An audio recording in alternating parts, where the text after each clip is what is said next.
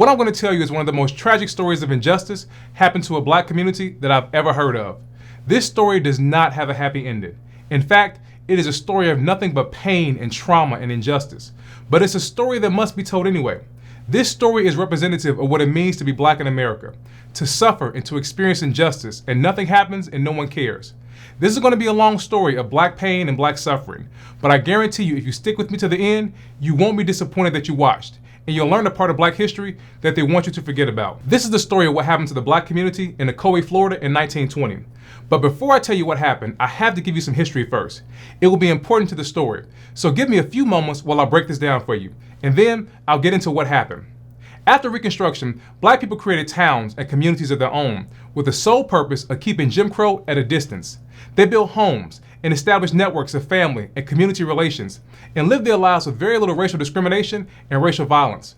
More than 60 all-black towns emerged after the Civil War, where black people could have some bit of normalcy. The creation of all-black communities was one of the many responses that black people came up with in the aftermath of slavery and in the new terrifying world of Jim Crow. In autonomous and semi-autonomous communities, black people found ways to turn segregation into their advantage. Black towns had schools, they had post offices, newspapers, general stores, churches, fraternal orders, and law enforcement and other city services. Black towns like Mound Bayou, Mississippi, Boley, Oklahoma, Goldsboro, Florida, Edenville, Florida, they all managed to live in peace in a segregated world. There were other black communities that were on the edge of white towns that were equally as successful. Communities like Tulsa, Oklahoma, that had Black Wall Street, the Georgetown section of Sanford, Florida, the village of Roseville, Florida, and Ocoee, Florida, all prospered and felt safe. However, it was this independence and wealth that invited the very violence that black people wanted to avoid. And that brings us to what happened to Ocoee, Florida in 1920. All of this began because of the election of 1920. It was a very significant election. Republican Senator and future President Warren G. Harding was running.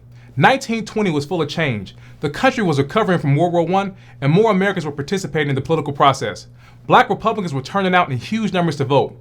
This election was also the first time that women had the right to vote after the ratification of the 19th Amendment. Black women took advantage of this, and this gave some areas a black majority. Black people were hoping to break the one-party Democratic rule in Florida and use the ballot to challenge racial oppression. Black people were trying to end things like poverty wages, debt peonage, failing schools, racial violence, and corrupt law enforcement. The NAACP was using Florida as the primary vehicle to begin to dismantle racial disenfranchisement in the South.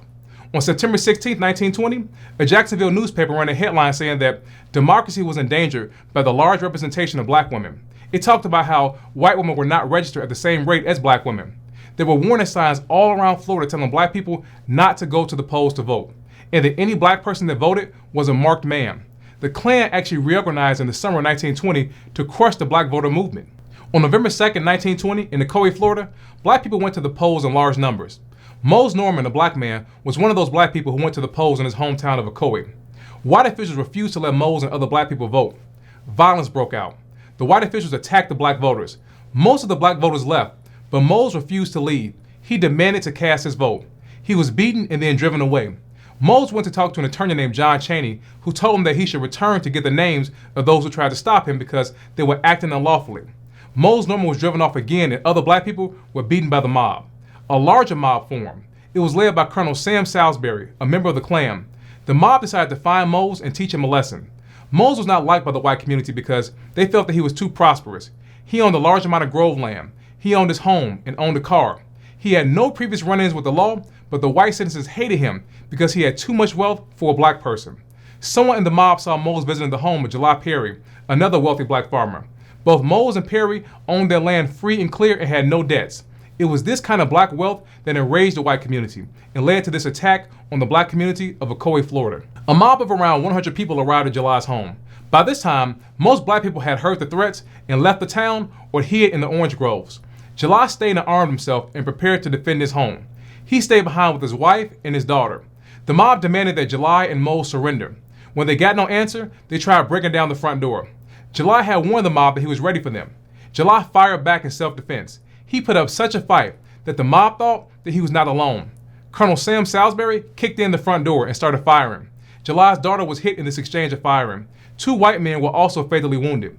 The mob then left to get reinforcements. The mob and officials used an electric signboard that was being used for the first time to broadcast election returns to put out the word that help was needed at July's home. Around 50 carloads of white men from Orlando raced to the scene. July had also been hit several times.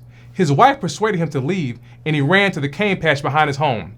When the mob returned with backup, they went looking for July. They found him and took him to jail in Orlando. But that was not the end of this. As soon as the sun rose, the mob stormed the jail, dragged July out, and lynched him. They left his body swinging from a telephone post beside the highway. Mose Norman disappeared and was never seen again. It wasn't just July Perry that lost his life that night. That night, 2 of the 3 black churches had been burned, and the entire black community was being attacked. The mob surrounded the black community in Ocoee until it burned to the ground. Any black person who tried to leave the city was either fired at or forced to go back into the flames. A black man named James Langmead was a wealthy landowner. He owned his land free and clear. The mob came for him, and when he refused to leave, they castrated him. A black woman who was heavily pregnant stayed behind in her home because she did not think that she would be able to run fast enough to escape the mob. Her mother stayed with her to help her daughter. The mob set their home on fire with them in it and watched it burn. Another man named Roosevelt Barton, he tried to escape when the mob set his barn on fire. He was fired at and forced to run back into his burner house, where the mob watched it burn to the ground. White men drove black people into the swamp and fired at them when they tried to escape. This was done to get every black person out of the city of Ocoee. Before Election Day, 500 black people lived in Ocoee.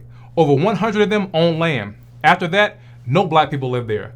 The white authorities blamed the black people for what happened. They said that it was black people's fault because they voted when they were told not to. This riot was not just a reaction to black people voting. It was more than that. A mob of government officials and citizens came together to carry out this atrocity. There was a committee of residents that joined together with the local court to distribute the black residents' property to white citizens in the aftermath of this riot. Black people went uncompensated. July Perry's substantial estate should have gone to his wife and his children. The Ocoee government arrested Mrs. Perry and her daughter Coretha after the riot. This prevented Mrs. Perry from administering her husband's estate. Judge Frank Smith of the Orange County Court, he appointed Captain Bluford Marion Sims as the administrator of July Perry's estate, instead of his wife, Mrs. Perry.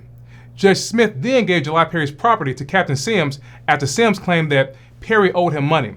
The Perrys never got back possession of their land. In fact, the land was sold, and it had the requirement that the land can never be sold to a black person again. In all, 330 acres of land and 48 city lots were stolen from black people after the riot. What happened in Ocoee, Florida would have been lost to history had it not been for the work of Zora Neale Hurston and Walter White, the future leader of the NAACP. Hurston knew the Perry family personally and wrote about what happened in Ocoee in 1939. Sadly, her story went unpublished until 1989 when Essence magazine published her work posthumously. Walter White went undercover in 1920 to Ocoee to find out what happened. Walter was light-skinned enough that he could pass for a white northerner interested in buying an orange grove in Florida. One white man told Walter that he personally knew at least 56 black people who lost their lives, and that he himself had taken at least 17 black people's lives. Walter White wrote about what happened in the January 1921 issue of the Crisis magazine, the NAACP's monthly publication. He reported on how Ocoee children had happily talked about the fun they had burning the black people. Some of the white citizens talked about how they took home with them pieces of the burned bodies as keepsakes. While this may seem shocking, it was actually quite common back then. Sadly, there are many accounts of people taking pieces of black victims as souvenirs after incidents like this. Throughout history, when black people threatened white control, the white population responded with violence. Between the end of Reconstruction in 1951, over 4,000 black people were lynched in this country. Riots like what happened in Ocoee, Florida, often took place when the white population felt that black people were getting too much and they were going to lose control. Between 1913 and 1963, there were more than 72 riots that affected black communities just like the one in Ocoee.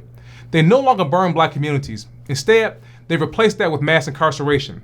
They no longer take our wealth anymore like they did in Ocoee. Now, they use housing discrimination and economic and employment disparities. So the next time you drive in a black neighborhood and you see extreme poverty, or the next time the conversation comes up about black home ownership or generational wealth in the black community, just know that black people were intentionally locked out of this. We don't have it not because we don't want it, but because they put tremendous barriers in place to prevent us from getting it.